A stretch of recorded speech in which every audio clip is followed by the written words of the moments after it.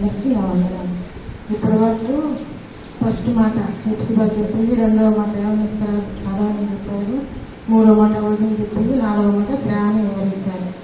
ఈ good Friday సందర్భంగా యేసు సిలువలో పలికిన 5వ మాట గురించి మనం ధ్యానించుకుందాం. యోహాను సువార్త 19వ అధ్యాయము 28వ వచనం చదువుతున్నాం. అటు తర్వాత సమస్తమును అప్పటికి సమాప్తమైందని చేసి ఎరిగి, లేఖనము నెరవేరినట్టు నేను దప్పికొలుస్తున్నాను అని. సిరగతో నిండిన ఒక పాత్ర అక్కడ పెట్టి కనుక వారు ఒక స్పంది సిరగతో నింపి ఇస్సోపు పొడుపు తగిలించి ఆయన నోటికి అందించింది. యేసు ప్రభులు వారు ఈ లోకానికి రాకముందు క్రీస్తు పూర్వం క్రీస్తు శకమని మన పిల్లలు చదువుకుంటారు కదా, వాటిల్లో కూడా రాసి ఉంటుంది ఎడ్యుకేషన్. క్రీస్తు పూర్వం దేవుడు రాకముందు పరిశుద్ధాత్మ ద్వారా ఈ లోకానికి మరియమ్మ గర్భాన జన్మింపక ముందు ఆయన లేఖనాల్లో నేను దప్పిగొలుస్తున్నానని రాసి ఉంది. ఎక్కడ? కీర్తన గ్రంథం 69:21 వచనంలో చూసుకుంటే ఇప్పుడు మనం రెఫరెన్స్ చదవడానికి అంత సమయం కూడా లేదు. ఎందుకంటే ఇప్పటి వరకు 4 మాటలు బిడ్డలందరూ చక్కగా వివరించున్నారు. 5వ మాటలకు మనం వెళ్తున్నాము. కావున నేను చెప్పుకుంటూ వెళ్తున్నాను.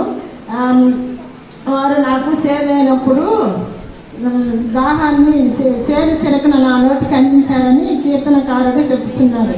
కీర్తన దావీదు మహారాజు రాజయ్యుడు కూడా ఆయన కీర్తన గ్రంథంలో రాసి ఉన్నారు. ఆయన మన పాపముల కొరకు, మన దోషముల కొరకు, మన అతిక్రమల కొరకు మనం ఆయన్ను దప్పికొనిపిస్తున్నాం. ఆయన జీవజల నది, ఆయన దప్పికొనటం ఏంటి? ఆ విధంగా మనమే ఆయన్ని దప్పికొలుస్తున్నాం, కొనిపిస్తున్నాము.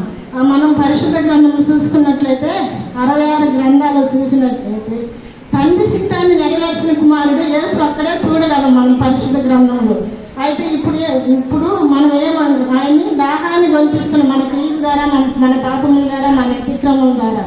ఆయన పరిశుద్ధ గ్రంథంలో పాత నిబంధనలో గ్రంథంలో చూసుకుంటే నిర్గమకాండంలో మోషే 40 సంవత్సరాలు అరణ్య మార్గం నడుస్తున్నప్పుడు వాళ్ళు సనిగారు గొనిగారు మోషే మీద, నువ్వు మా పని బాట్లేక మమ్మల్ని ఇక్కడికి నడిపిస్తున్నావు అని అన్నప్పుడు ఆయన దేవునికి ప్రేరణ చేశారనమాట. ప్రభా, మీ బిడ్డలు నా మీద సనుక్కుంటున్నారు, గొనుక్కుంటున్నారు, ఏందయ్యా పరిస్థితి అని ప్రేరణ చేసినప్పుడు బండకి నువ్వు కొట్టగా నీళ్లు ఉబ్బుకు వచ్చాయన్నమాట.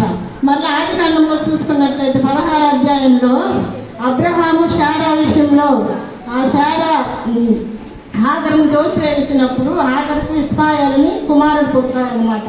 వాళ్ళకి అప్పుడు దిక్కు దోసిన పరిస్థితుల్లో అరణ్యంలో వెళ్తున్నప్పుడు అప్పుడు ప్రభా, ఈ బిడ్డ ఎంతగానో ఆకలితో, నీటితో, దాహంతో అల్లాడిపోతున్నారు అని చెప్పినప్పుడు అప్పుడు దేవుడి నీళ్లు అరణ్యంలో పుట్టిస్తారనమాట. జీవజల నది మన దేవుడు. మనమైతే మన క్రియల ద్వారా ఆయన్ని దాహం కొనిపిస్తున్నాము. నేటి దినాల్లో సొసైటీలో అయితే చాలా భయంకరంగా తయారైపోతుందన్నమాట. మనము ఒక వారంలో చూసుకుంటే బుధవారం ప్రేయర్ జరుగుతుంటుంది, శుక్రవారం ప్రేయర్ జరుగుతుంటుంది, ఆదివారం ప్రేయర్ జరుగుతుంటుంది. అలాంటి విధంలో మనము దేవుని సన్నిధికి రావాలని వాంఛ మనకు ఉండదు. నాకైనా, నీకైనా, అందరికైనా. పాస్టర్ గారు ఒక పక్క అనౌన్స్మెంట్ చేస్తుంటారు, ఆయన ఇంటూ ఉంటామే కానీ మనకి ఎందుకు, మనకు కాదు అని మనం అలా నిర్లక్ష్యం చేసేవారంగా ఉన్నాం నేటి దినాల్లో. ఆ విధంగా కాకుండా అలాంటి నిర్లక్ష్యం అలా ఉండబట్టే నేడు మనం సిలువు పైన దాహాన్ని మనమే కొనిపిస్తున్నాం యేసయ్యని. కావున మనం అలా ఉండక మనం ఎప్పుడైతే ఆయన జీవ మార్గంలో నడుస్తూ ఉంటామో, ఆయన చెప్పిన విధంగా మనం అనుసరిస్తూ ఉంటామో అప్పుడు మనం ఆయన దాహాన్ని తీర్చే వారంగా ఉంటాం. సమయాన్ని ఉన్నప్పుడు మనం సద్వినియోగం చేసుకుంటూ ఉండాలండి. నేనేం చెప్తున్నానంటే ఈ సమయం రాబోయే రోజుల వాక్యం కూడా మనకు కరువైపోతుంది, వాక్యం కూడా దొరకదు. మనకు మంచి కాపనిచ్చాడు దేవుడు. ప్రతిరోజు దేవుని సన్నిధిలో ఆయన కనపడాలని దావీదు మహారాజు కదా, నేను రాజును కదా, నేను ఎందుకు దేవుని స్థుతించాలని అనుకున్నాడా? అలా అనుకోలేదు. దావీదు మహారాజు ఏం చెప్తున్నాడు? దుప్పు నీటి వాళ్ళ కొరకు ఆశపడినట్లు దేవా, నీ కొరకు నా ప్రాణం ఆశపడుతున్నదయ్యని చెప్తున్నాడు. కీర్తన 42వ అధ్యాయం 1వ వచనంలో చూసుకుంటే ఆ విధంగా మనం ఉన్నామా? ఫస్ట్ మనము గర్వం ఉండకూడదండి. దేవుని సన్నిధిని మనం ఎంత తగ్గించుకొని ఉంటామో ఆ విధంగా మనము లోబడి ఉంటామో అప్పుడే మన కుటుంబాలు, మన పిల్లలు, మనం వృద్ధిలోకి రావాలన్నా మనం అలా మనము దేవుని సన్నిధి తగ్గించుకొని పాస్టర్ గారు చెప్తూ ఉంటారు వాక్యాలు, మనం ఉంటూనే ఉంటాం. ఈ సేవను ఉంటాం, ఈ సేవను విడిచిపెడుతూ ఉంటాం. దేవుని సన్నిధిని నిర్లక్ష్యం చేయకూడదు. మొదట నేను చెప్పే దాంట్లో ఏంటంటే, దేవుడి మందిరం మనకి ఇంత అవకాశం, సంఘం మధ్యలో దేవుడు మనకు మందిరాన్ని ఇచ్చినప్పుడు, యెహోవా మందిరానికి వెళ్ళదమని జనులు నాతో అన్నప్పుడు నేను సంతోషించి నేను చెప్తున్నాడు. ఎవరు దావీదు మహారాజు. అలాంటి వారంగా మనం ఉంటున్నామా? అలా ఉండక నిర్లక్ష్యం చేస్తున్నాం. సమయాన్ని పోలిస్తూనే ఉన్నాం. సమయం రావాలంటే మనకు తిరిగి రాకపోయినాక.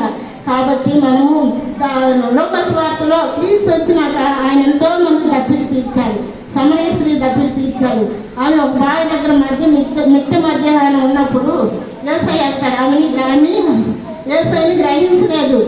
మామూలు మనిషి అనుకొని, అమ్మ నాకు నీళ్ళు ఇస్తామని అడిగినప్పుడు, అయ్యా మీరు యూదులు, మేము సమరయులు, నీకు నాకు సాంగత్యమేనా? నువ్వు నన్ను ఎలా నీళ్ళు అడుగుతున్నావంటే, దేవుడు ఏమంటాడంటే, నేను నీళ్ళు అడుగుతున్నది నువ్వు ఎవరో గుర్తిస్తే నన్ను ఆ మాట అనవమ్మా అని అప్పుడు దేవుడు అన్నప్పుడు, అప్పుడు ఆయన మనసులో గ్రహించింది, ఈయన దైవకుమారుడు కదా, ఈయన ఎంతో జీవపు ఉంటుంది కదా అని. అప్పుడే ఆయన ఆ పాదాల సంత పాపములు ఒప్పుకొని విడిచిపెట్టి కనికరం పొంది అక్కడితో విడిచిపెట్టలేదు. సమరయ గ్రామం అంతా యేసు వార్తను ప్రకటించింది. ఆ విధంగా ఉండేవారంగా మనం ఉండాలి. నేటి దినాల్లో ఎంతో మంది ఈ విధంగా చేయక భయంకరంగా తయారైపోతున్నారు. అలా ఉండకూడదు. మనం ధనవంతుడు లూకాసు వార్త 16:1-8 చూసుకుంటే, ధనవంతుల లాజరు కూడా దాహం, కొన్ని ధనవంతులు ఈ లోకంలో ఉన్నప్పుడు ఎంతో అష్ట ఐశ్వర్యాలతో తులతూగారు. అసలు రాజుని లెక్క చేయాల. ఆ ధనవంతుడు తిన్న రొట్టె ముప్పు కొరకు ఎదురు చూస్తూ ఉన్నాడు. ఎవరు? లాజరు. అలాంటి సమయంలో ఒకరోజు ఇద్దరు నిద్రించారు ప్రభువునందు. నిద్రించినప్పుడు అప్పుడు లాజరు ఎక్కడ కూర్చొని ఉన్నాడు? అబ్రాహాము కుడి పార్శ్వన కూర్చొని ఉన్నాడు. ఎందుకంటే ఆయన లోకంలో తగ్గించుకొని దేవుని కొరకు ప్రయాసపడ్డాడు కాబట్టి ఆ లోకంలో పరలోక రాజ్యంలో ఆయనకి మంచి ప్రవేశం దొరికింది. ధనవంతుడు దేవుడిని లెక్క చేయలేదు కనుక ఆ ధనవంతుడు, అయ్యా నేనైతే ఈ యాతను భరించలేకపోతున్నాను తండ్రి, అయ్యా నన్ను మళ్ళా భూలోకాలను పంపించమంటే దేవుడు ఏమన్నాడు తెలుసా? అక్కడ మోషే ఉన్నారు, యెహోషువ ఉన్నారు, అందరూ ఉన్నారు, ఏలియా ఉన్నారు, నువ్వు పోవడానికి అక్కర్లేదు. నువ్వు ఆ లోకంలో ఉన్నప్పుడు ఎంతగానో ఐశ్వర్యాలు అనిపించావు, ఇది నీకు తగినదే. లాజరు అయితే తగ్గించుకొని నా ఏళ్ళ భయము భక్తి కలిగి దేవునిలో జీవించాడు. ఇది నేను లాజరు మా కుటుంబాన్ని నిలిచి ఉన్నాడు అని చెప్పాడు. అవును, సమయాన్ని ఉండగానే మనం చక్కబరుచుకోవాలి మన జీవితాలు. దేవునిలో భయము భక్తి కలిగి జీవించాలి. యెహోవా యందు భయభక్తులు గలవారు ఇలాగ ఆశీర్వదింపబడి చెప్పిన కీర్తన 1:1-8 చూసుకుంటే, మనం నేటి దినాల్లో మనకు ఆ పాపక్రియల ద్వారా యేసయ్యను దాహం కొనిపిస్తున్నాం. ఆయనకు దాహం కొనడం కాదండి, మనము ఆయన దాహం కొనిపిస్తున్నాం. అయినప్పటికీ ఆయన అంత శ్రమను అనుభవిస్తూ కూడా ఆయన మన కోసము మన ఆత్మను రక్షించడానికే ఆయన దాహం కొన్నారన్నమాట. నేటి దినాల్లో నేను ఒకటి చెప్తున్నాను ఏంటంటే, స్త్రీలు మనమందరం ఇక్కడ ఉన్నాం కదా, మన కుటుంబాలు బాగుపడాలన్నా, మన బిడ్డలు ఆశీర్వదింపబడాలన్నా, ఎప్పుడైతే రేయి మొదటి జన్మలో స్త్రీ ప్రార్థన చేస్తుందో అప్పుడే ఆ కుటుంబం బాగుపడుతుందండి. దేవుడు ఏం చెప్తున్నాడు? పరమగీతంలో 2:19 నువ్వు లేచి రేయి మొదటి జన్మన మొరపెట్టుము, నీళ్లు కుమ్మరించినట్టు ప్రభు సన్నిధి నీ హృదయాన్ని కుమ్మరించమన్నాడు. ఇంట్లో ఉండమని చెప్పలే దేవుడు. అలాంటప్పుడు మనము మన కుటుంబాలు అభివృద్ధి చెందాలన్నా, మన పిల్లలు ఆశీర్వదింపబడాలన్నా, నేను ఒక్కటే మా పిల్లలు కూడా చెప్తూ ఉంటాను, అలా ప్రేయర్ చేయాలి, ప్రేయర్ నా భర్త కూడా హెచ్చరిస్తూ ఉంటారనమాట. కానీ ఒకవేళ నేను 4 గంటల నుంచి మధ్యలో ప్రేయర్ చేస్తున్నాను, ఒకవేళ మర్చిపోయిన భర్త కానీ నా కుమారుడు అట్లు కానీ నాకు గుర్తు చేస్తుంటారు. నేను చేస్తున్నాను కాబట్టి నేను చెప్తున్నాను యథార్థంగా. కాబట్టి మనం ప్రార్థన జీవితం కలిగి ఉండాలి. మనకు దేవుడు ఇవ్వలేదంటే ఎట్లా ఇస్తాడు దేవుడు? మనం ఆయన అడగకుండా మనకు దేవుడు ఎట్లా ఇస్తాడు? ఇంకో విషయం ఏంటంటే, కొంతమంది హృదయంలో ఉంటే చాలు, హృదయంలో ఎట్లా. అందుకని మందిరాలు ఎందుకండి, మనకు 5-6 లక్షలు పెట్టే మందిరాలు, మంచి మందిరాలు దేవుడు ఇస్తున్నాడు. పాస్టర్స్ దేవుడు నిర్మించాడు. మన ఇంట్లో కూర్చొని మనం ప్రార్థన చేసుకుంటే చాలా. ఎక్కడ 2-3 కూడి నన్ను నా నామాన్ని స్తుతిస్తూ ధ్యానిస్తారు, అక్కడ నేను ఉంటానని చెప్పిన్నాడు దేవుడు. అంటే ఎక్కడ 2-3 కూడి నా నామాన్ని స్తుతిస్తారంటే 2-3 కూడి ఉండేది అక్కడ దేవుని మందిరం. దేవుని మందిరానికి మనం రావాలి. మనము నేటి దినాల్లో దేవుని మందిరం విలువ మనకు తెలియట్లేదు కనుక దేవుడు ఏం చెప్తారు? చెప్తున్నారంటే నేను తప్పి కొనిస్తున్నానంటే మనము ఆయన తప్పిగా కొనిపిస్తున్నాం కనుక లాజరు ధనవంతుల కాక ఇప్పుడు పరిశీలి సుంకరి విషయంలో చూసుకుంటే పరిశీలు అయ్యా వాళ్ళ వల్లే కాక వీళ్ళ వల్లే కాక చెప్తున్నారు. సుంకరైతే పాపినైనా మనం కరుణించమని తగ్గించుకొని ప్రార్థన చేశాడు.